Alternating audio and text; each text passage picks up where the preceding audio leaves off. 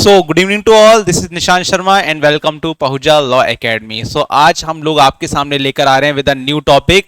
With the topic is related with the strategy कि आप कैसे क्रैक कर सकते हैं 1 ईयर के स्पैम में एक सर्टेन स्टेट जुडिशरी का exam. So this is our particular thumbnail that is complete 1 year strategy plan for upcoming judiciary exam that is 2023 से 2024। सो फर्स्ट एंड फॉरमोस्ट हम लोगों को क्या करना है, पहले तो हमें स्टेट आइडेंटिफाई करनी पड़ेगी, स्टेट को सेलेक्ट करना पड़ेगा that what is our preferred state. हमारी कौन सी स्टेट ऐसी है जो हमारी प्रेफरेंस है, जो हमारी टॉप लिस्ट में नंबर 1 पे है और जिसे हमें अटेम्प्ट करना है और जिसमें हमें जज भी बनना है। सो लाइकवाइज अभी आगे आने वाली स्टेट्स आपकी कौन कौन सी आ सकती हैं, लाइकवाइज दैट दिल्ली आ सकता है एंड हरियाणा का भी रिसेंट नोटिफिकेशन आया है। ये notification the sense supreme court has said that आपको with in as soon as possible Haryana का नोटिफिकेशन रिगार्डिंग सिविल जज जूनियर डिवीजन आपको अपडेट करना है। देन यूपी एंड राजस्थान, तो बहुत सारे स्टेट्स हैं in which you can prepare and you can become a जज। So suppose if you have selected Delhi, if you have selected Delhi judiciary as your particular targeted state, so in that case you have to find out the question, the number and pattern of questions regarding the Delhi judiciary। आप और किसी state judiciary का तो नहीं देखेंगे, आप Delhi judiciary का ही pattern देखेंगे कि कैसे कैसे उस पैटर्न के अकॉर्डिंग क्वेश्चंस पूछे जा रहे हैं। फॉर एग्जाम्पल आपके दिल्ली जुडिशरी में क्या होता है, आपका एप्लीकेशन बेस्ड क्वेश्चन पेपर आता है, डायरेक्ट क्वेश्चंस नहीं आते हैं। And for that application you have to be very conceptually clear regarding your law subject. आपके लॉ सब्जेक्ट जो है वो बहुत क्लियर होने चाहिए हर स्टेट, हर पर्टिकुलर सब्जेक्ट के जो भी आपका डीजीएस में पूछा जाता है। After that you have to chart out the ratio, the time in which you can, the ratio through which you can divide your time.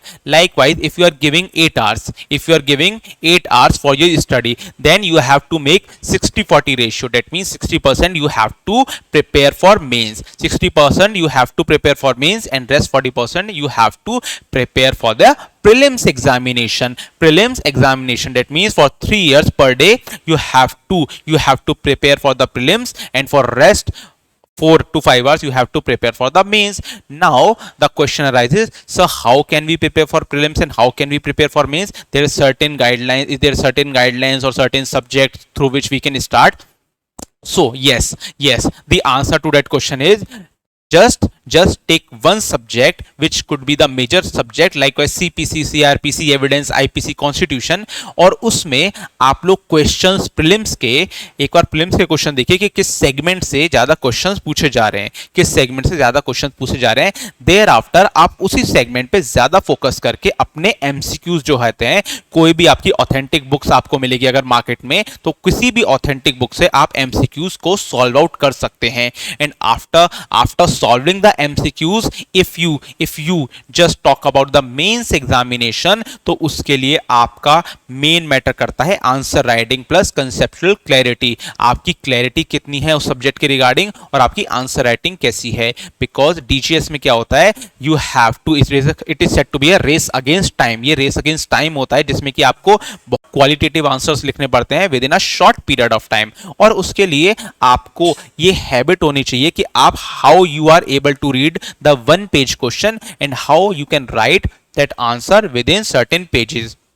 एक पेज के क्वेश्चन के बाद आप उसको कितना अंडरस्टैंड कर रहे हैं और कितना आप उस पे अपना कंटेंट जो है प्रॉपर्ली लिख रहे हैं, तो इसके लिए भी प्रैक्टिस ही मांगता है। आप मेंस के क्वेश्चन पेपर जो हैं उसको एनालाइज करिए, ये भी देखिए कि किस पर्टिकुलर पार्ट से ज्यादा क्वेश्चंस पूछे जा रहे हैं। अब अगर दिल्ली जुडिशरी की हम लोग बात करें तो उसमें आपका लाइव लॉ का मेजर रोल प्ले करते हैं, बिकॉज मोस्टली आपके दिल्ली हाई कोर्ट जो आपका आंसर जो क्वेश्चन फ्रेम करता है उसमें आप कैसे आंसर फ्रेम करेंगे उस पर बहुत फैक्टर डिपेंड करता है। और जो क्वेश्चंस पूछे जाते हैं वो मेजरली आपके केस लॉ बेस्ड होते हैं।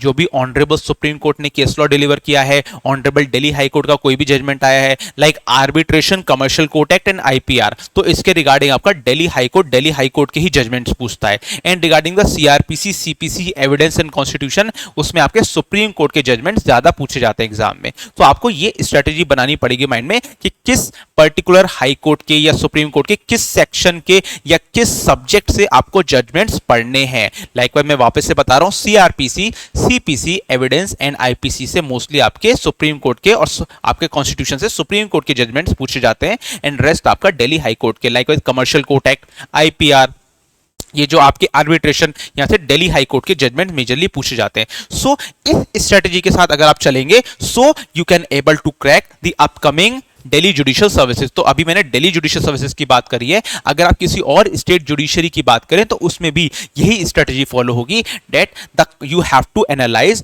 The question paper, you have to analyse the question paper. आप पास्ट 10 ईयर्स के क्वेश्चन पेपर्स को एनालाइज करिए, किस सेगमेंट से पूछा जा रहा है, किस पोर्शन से पूछा जा रहा है, और अगर आप इस स्ट्रेटेजी के अकॉर्डिंग चलेंगे, so within a very short span of time you can able to clear your judicial service examination, because recently अब आगे आने वाले टाइम में many states are going to notify their judicial service examination vacancies, है ना। so इसी वजह से ये that's why this is a today's topic, that is how you can clear your exam within a span of 1 year. So you have to strategize your preparation, you have to prioritize your subject, and for that you can achieve your goal. So for this video we have to, for this video this is very much sufficient for your today's discussion and how you can prepare for exam. So we will just meet with you with the upcoming videos regarding the other notifications, other exams,